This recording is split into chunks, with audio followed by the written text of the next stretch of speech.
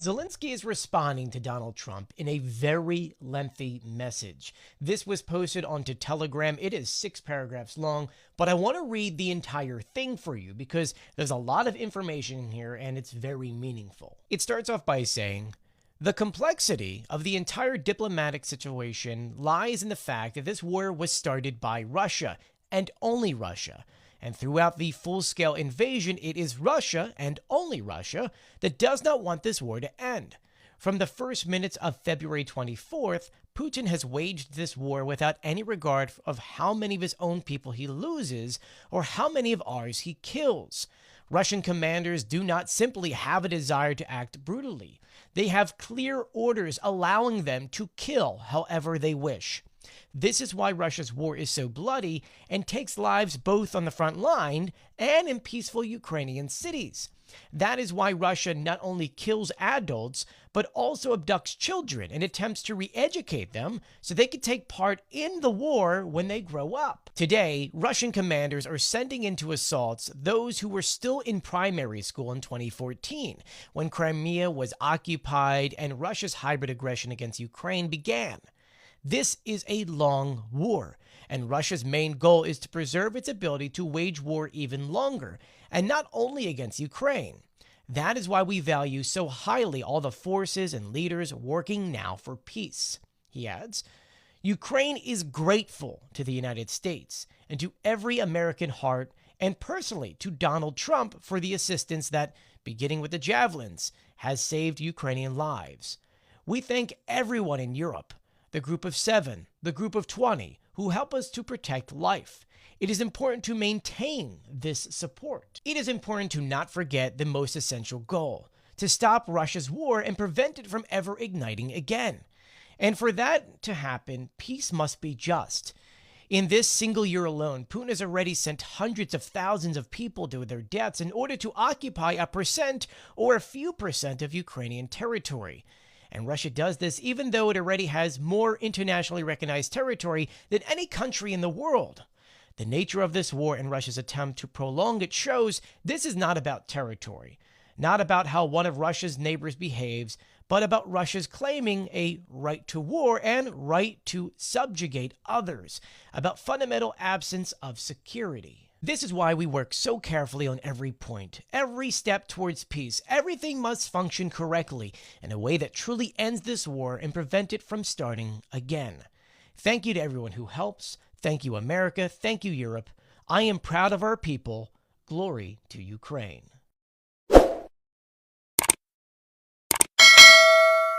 European leaders are waking up angry today with the news that that plan that the United States was trying to tell Ukraine you must accept by Thanksgiving was actually a plan that the Russians wrote. This came after U.S. Secretary of State Marco Rubio made a phone call to the Halifax International Security Forum in which he told U.S. representatives that were there that that plan was actually, that's not our plan. It's not our final plan either. With U.S. Senator Mike Rounds saying that Rubio said that this was something that was delivered to one of our representatives and, quote, "It is not our recommendation, it is not our peace plan, it is a proposal that was received." This came after people like The Guardian actually looked into the plan and said, yo, this was clearly written in Russian first and then translated into English. Now you have world leaders like the Prime Minister from Poland, who, remember, in this plan, Poland's pretty much the front lines. He took to Twitter to say, "Together with the leaders of Europe, Canada, and Japan, we've declared our readiness to work on the 28-point plan, despite some reservations. However, before we start our work, it would be good to know for sure who is the author of the plan and where it was created." Because right now, Russia is saying they don't like this plan. It's not a good plan. But they wrote the plan.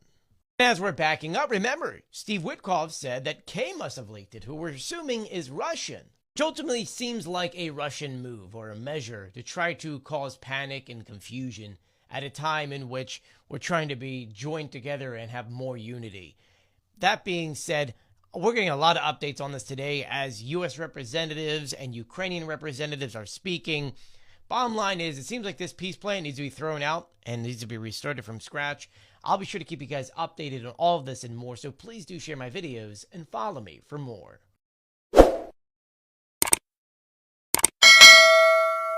Trump is furious today and woke up with this massive message because that 28-point plan he was trying to shove down Ukraine's throat, it was revealed to be Russian. And it seems like either he knew about it or maybe his team lied about it. And so he took to Truth Social to say all of this, and we need to break it down. He first goes on to say what he usually says: this war would have never happened under him, which is not true because Russia was building up their infrastructure to do this war while Trump was actually in office. He says the only reason why Putin even attacked Ukraine was because, well, he saw that Sleepy Joe was in office and that Putin then said that now is my chance, and the rest is history. Then he wrote in full caps, I inherited war that should have never happened.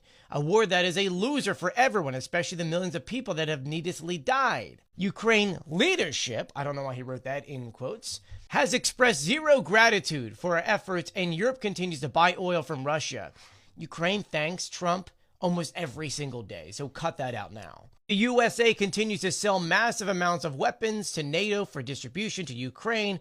Crooked Joe gave everything for free, including big money. Well, yeah, because they're protecting NATO and protecting Europe and protecting us from Russia.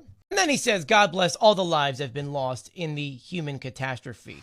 Russia invaded Ukraine, Trump. Russia's doing lots of crimes of humanity against Ukraine. Ukraine's not doing that. You have to remember, Trump, that you've got a good side and a bad side when it comes to this war. Russia's on the bad side. Okay? Remember that. They're not our friends here. They're our enemy. For the horrible things they've been doing to Ukraine, you should be distancing yourself as far as you can from Russia. Because in the history books, Putin will be standing next to Hitler. That's where it's going to be in the history books, and you don't want to be standing next to him.